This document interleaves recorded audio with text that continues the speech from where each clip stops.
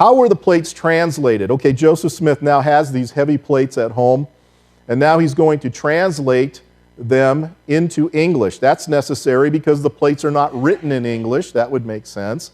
But what were they written in? They were written in a language called Reformed Egyptian. What is Reformed Egyptian? Have no idea. There's no such language. And you ask any qualified Egyptologist about Reformed Egyptian, they'll probably look at you cross-eyed because it's only in the imagination of Joseph Smith. Anyway, according to Joseph Smith's story, in Joseph Smith's history, section 1, verse 35, it says that also that there were 2 stones in silver bows, and these stones fastened to a breastplate constituted what is called the Urim and Thummim, deposited with the plates.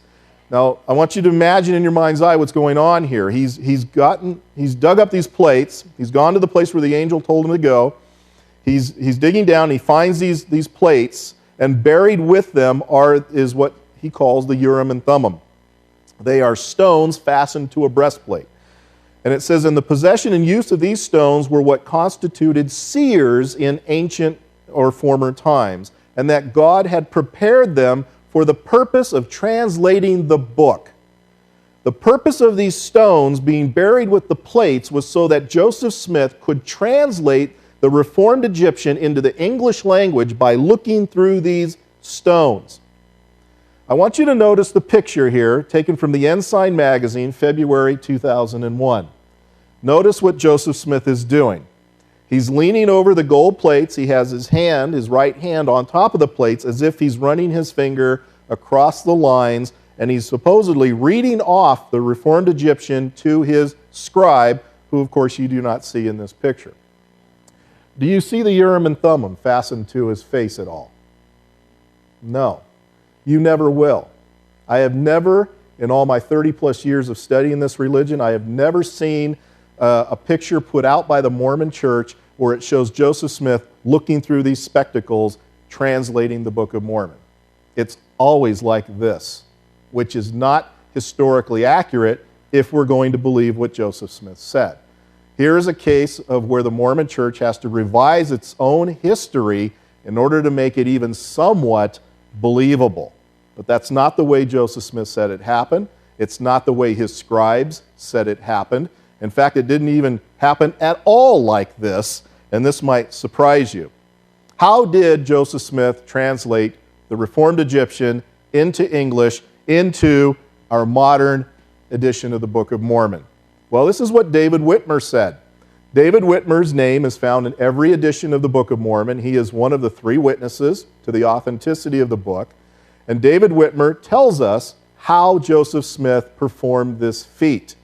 He said, according to an address to all believers in Christ, that Joseph Smith would put the seer stone into a hat. Now, first of all, what in the world is a seer stone? Anybody here know what a seer stone is besides Randy, Carol, and Aaron, and anybody else know? You don't know what a seer stone is, okay? Well, here's what a seer stone is. According to B.H. Roberts, Brigham H. Roberts, who was a church 70 and also a church historian in the early years, around the late 19th, early 20th century, B.H. Roberts said in his Comprehensive History of the Church, Volume 1, page 29, that the seer stone was a chocolate-colored, a brown-colored, somewhat egg-shaped stone which the prophet found while digging a well in company with his brother Hiram. That's what he's using. And here's how it happens, according to David Whitmer. Joseph Smith would put the seer stone into a hat. He puts this chocolate-colored, I always want to say covered, and it's colored, it's not covered, chocolate-colored egg-shaped stone into a hat. He draws the hat closely around his face to exclude the light, and in the darkness the spiritual light would shine. A piece of something resembling parchment would appear, and on that appeared the writing. One character at a time would appear, and under it was the interpretation in English. Brother Joseph would read off the English to Oliver Cowdery, who was his principal scribe, and that's true. There were other scribes, but Oliver Cowdery was the principal scribe. He's actually related to Joseph Smith. He was a cousin. And when it was written down and repeated to Brother Joseph to see if it was correct, Then it would disappear, and another character with the interpretation would appear. Thus the Book of Mormon was translated by the gift and power of God and not by any power of man.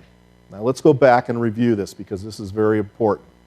Joseph Smith would put the seer stone into a hat and put his face in the hat, drawing it closely around his face to exclude the light. How big were those gold plates again? 6 by what? What were the measurements? You've got your notes there?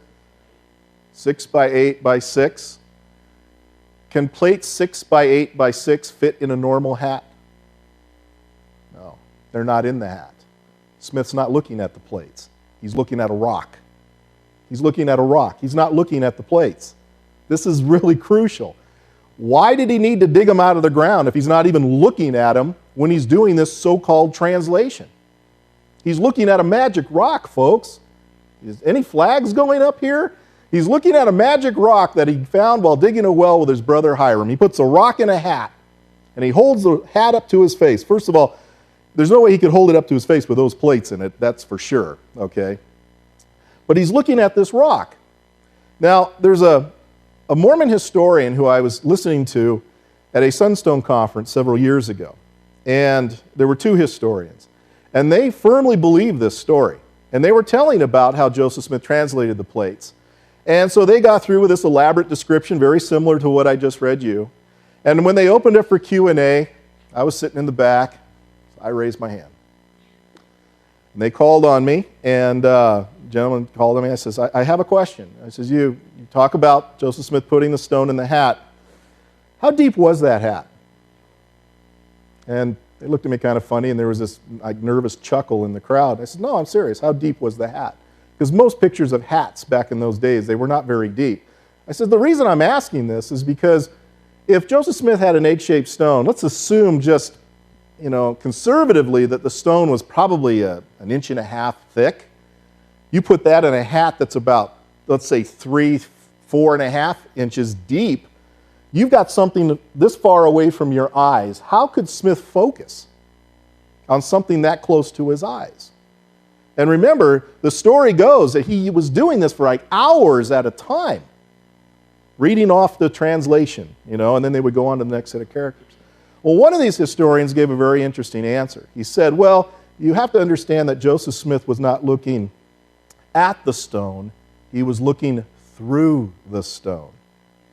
Now, I didn't know this at the time, but I've learned this since, that's and I could be wrong on this, I'm getting this from another person who claimed to know about this, but that's called scrying, where you kind of look through things and you see things mysteriously. It's really folk magic, folks.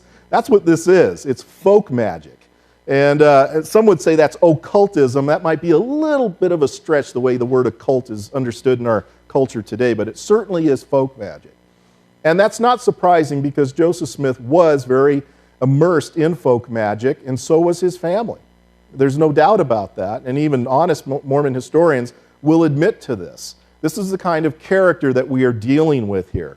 But another point that I want to bring out, when we look at David Whitmer's explanation of how it was translated, where he says, and when it was written down and repeated to Brother Joseph to see if it was correct, then it would disappear and another character with the interpretation would appear. Thus the Book of Mormon was translated by the gift and power of God and not by any power of man.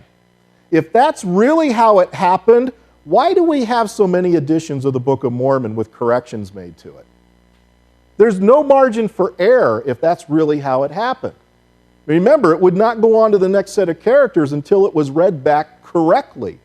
So why does the Mormon Church feel it necessary to make corrections to this book that was supposedly translated by the gift and power of God? Yes. Is there an original handwritten translation somewhere? There is a handwritten printer's copy, from what I understand, that was given to the printer, Grandin, in Palmyra, New York. And you can see also by looking at this handwritten account that changes have been made to the handwritten account. Some of them actually are carroted above the line and written in another person's handwriting. So someone's been doctoring these things up. So there's some real problems. Like I say, only in a court in California would this ever get past people.